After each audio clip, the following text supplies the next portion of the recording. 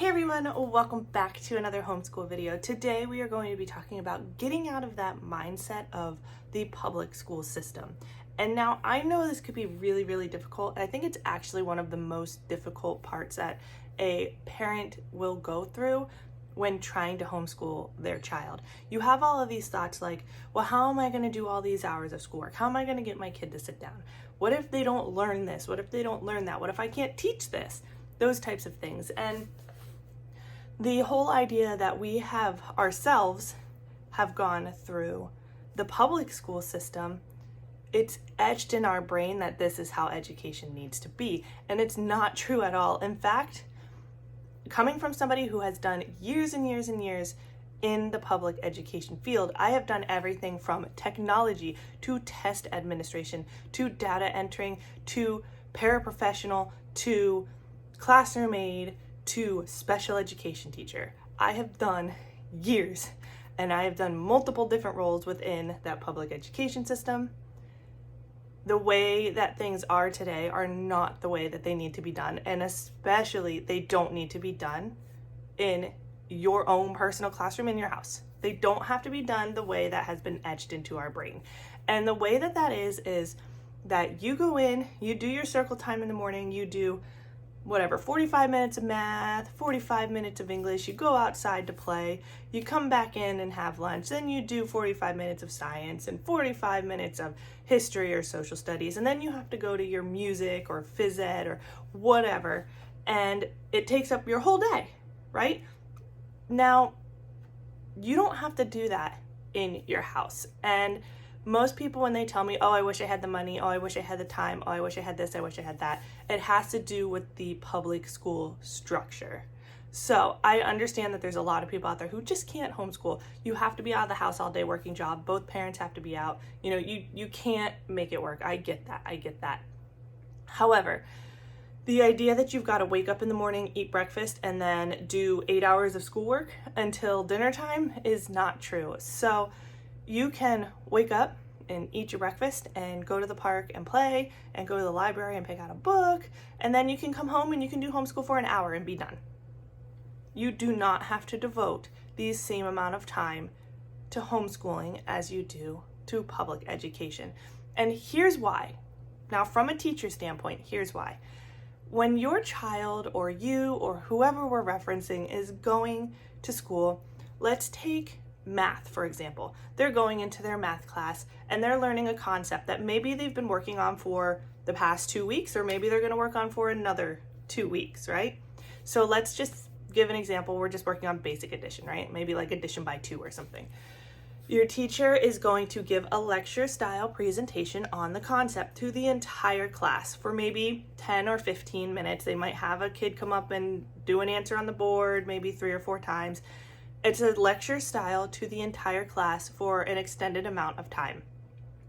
Then most states or most, curriculum will require that teacher then to do small group lessons. So now after this 15 minutes or 20 minutes, whatever, doing it lecture style on the board, now the teacher is going to go around and do small groups. So while the other kids are working on a packet or busy work at their table pertaining to that curriculum, the teacher now has 5-6 students come up to the board, and she or he is going to instruct those students on whatever that concept is. So now we're taking another 10-15 minutes to instruct just that portion of the class.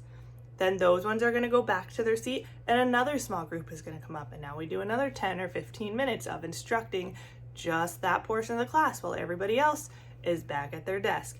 Then those ones go back and another group comes up. And depending on what this is, this could be all the kids who we know are advanced in math are in the first group, and all the kids who are just kind of okay in that concept in the second group, and the kids that need all the attention in the last group.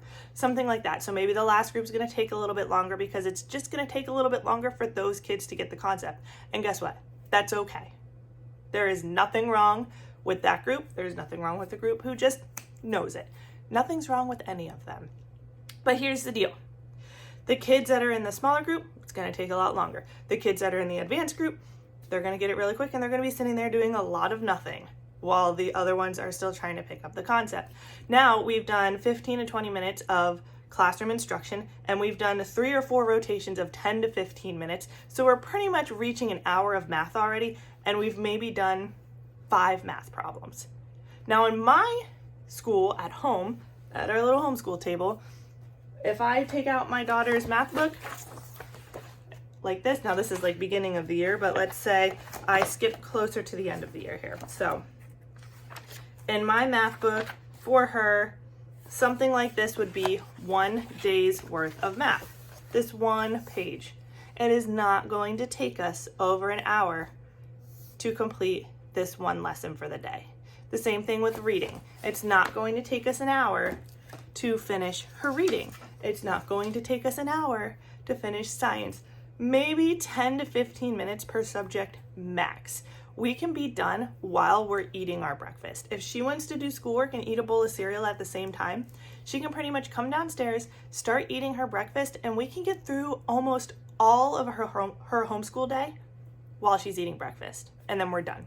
She has the whole day to do whatever. We do crafts, we play Roblox, we go outside and play, we go to the park, we cook and we bake and we make things. She has a whole day. So you have to get out of that mindset that you need to sit down and do this structured learning for hours and hours a day.